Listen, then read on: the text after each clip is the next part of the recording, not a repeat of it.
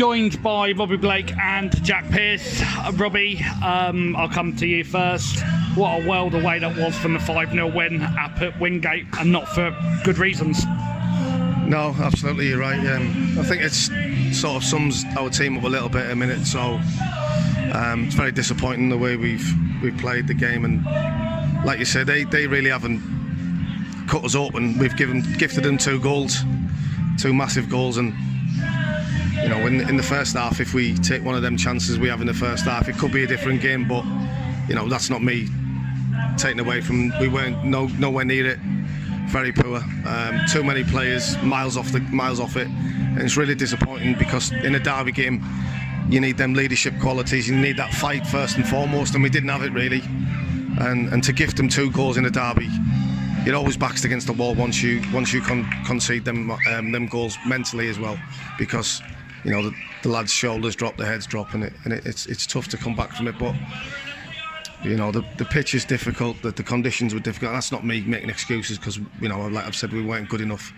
But yeah, it's something that me and Jack spoke about the team, that you know we can't get that consistent level of performance at the minute, and it's up to me and Jack obviously to sort that out, you know. But you know, it's just very disappointing with the result and the performance. Jack, why was it the players didn't seem to be up for the fight really today against Worthing, or is that a bit unfair?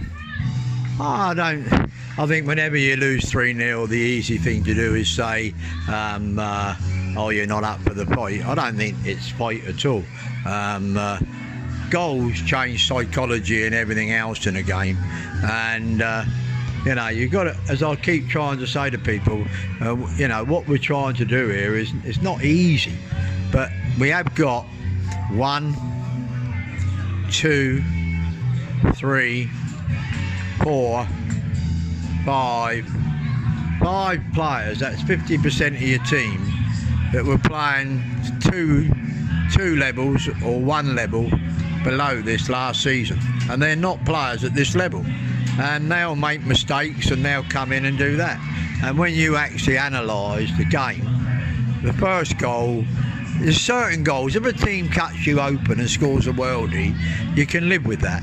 But you know, there's no point hiding the fact that what Charlie done for the first goal is, you don't see many keepers, for all the goals that are scored this weekend, at whatever level they are, there won't be many where the keeper has made such a faux pas of handling a very easy shot, come header, whatever it was, and does that, just went straight through him.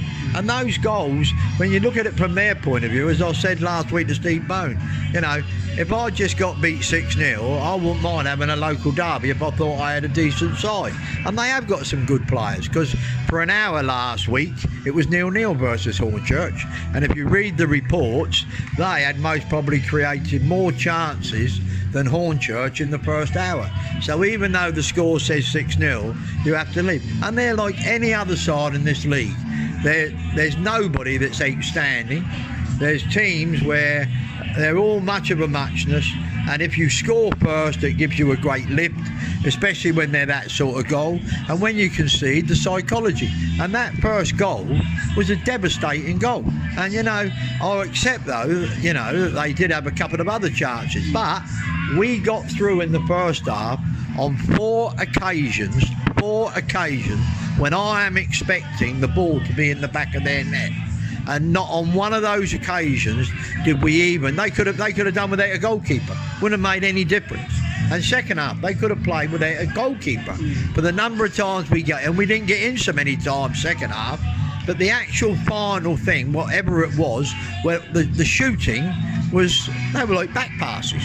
You know, so that, if you're not very good in the 2 penalty areas, then you've got a problem. And we had 7 players, in my opinion, that just didn't play anywhere near what I would expect of them. Now, when you lose that many players, you're not going to win many games of football.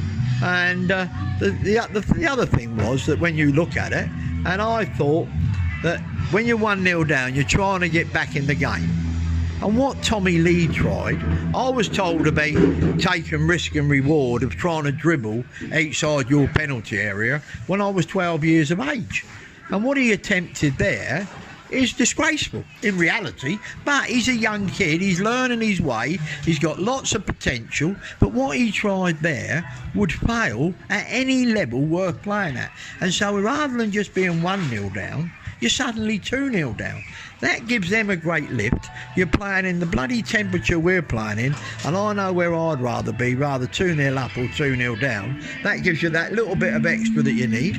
And it's been a bad day in the office today, but it's not the end of the season. It's still 3 points. That's all it is. The local derby, I understand how that affects people, and that's life. But I'm more upset with certain senior players' performances today, because that is not acceptable to me, Robbie, or the club. One question I wanted to ask you, Robbie, where we were at Worthing, obviously it's quite a high stand, so we were able to sit down a bit more than we usually are. It seemed to be, for the angle we were at, the midfield seemed to go missing a lot. Not seen that in other games. Yeah, that's right, because we weren't keeping the ball. We didn't have any, bite about us in there. We didn't really use the ball in there. We didn't really pass. We didn't try and really do anything, to be honest, and that just echoes what Jack's saying about senior players, that were very poor today. People, with the experienced players in games like this, me and Jack should be able to rest our hand and think, you know what, we've got these playing for us. Young kids are young kids. Young kids are going to play well one week, and then they're going to play, an average game the next week, or they're going to make individual mistakes. And like Jack said, it's up to Tommy to quickly learn when to play in the right areas and when not to play in the right areas. But yeah, like I said to him at half time, the 4 chances we had was from a long ball down the side, and we got in every single time. So we didn't play out intricate passing because no one was getting on the ball. And I understand the weather conditions and I understand all that, but they just had a plan, was to get the ball wide, play it wide and put it in the box, and we couldn't deal with it. And we spoke about the players they had, and it's just frustrating because we should be dealing a whole lot better with the situation than we have. And yeah, I think when you have players who are miles off it, eventually you're going to struggle, and that's what we did. We struggled in all areas today. It wasn't particularly one area. I think there was so many areas we struggled in, and that's the disappointing side of it. And Jack, final question really goes to you or Robbie, whoever wants to answer. We go to next week and we're at home against Carshall, and the team tipped to do well. What's your thoughts heading into that game? Well, most probably, I hope we get the reaction out of our players that he's got out of his players today. That's what you hope for. But I must be honest, the way Keaton would play, I'll be very honest, mate, I don't think there's any point. And I've got a lot of time for Keaton. He's been very good for us. But the way he played first half, you'd have thought we found him at a bus stop on the way in. That's how bad he was. And that's it in a nutshell. You can dress it up however you like. And by the way, he wasn't the worst player in the first half. He wasn't the worst player. So I'm just not used to having that honesty like that. No, that's how football is. I sat up in the stand first half and I couldn't believe how bad he was. If he'd have tried to play as bad as that, he struggled to attain it. And I will say again, he wasn't the worst player in the first half. He wasn't the worst player we had, defensively. And we got the good bit is, I thought Jimmy Mewett worked his socks off for me.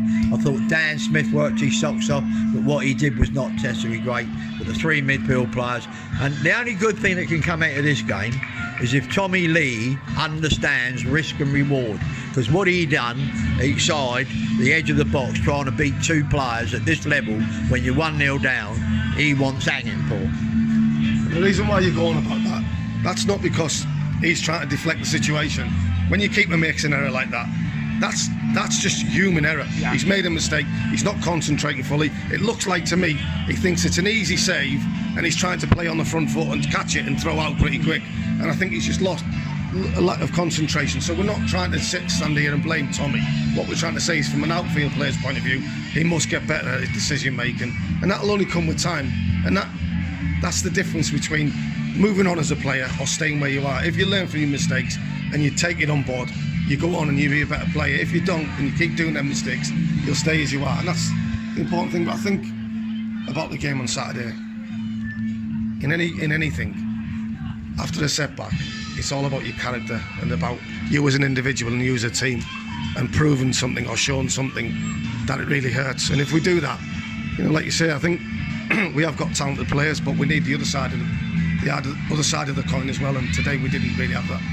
Jack, Robbie, thank you as always for your honesty. See you next Saturday, gents. Cheers.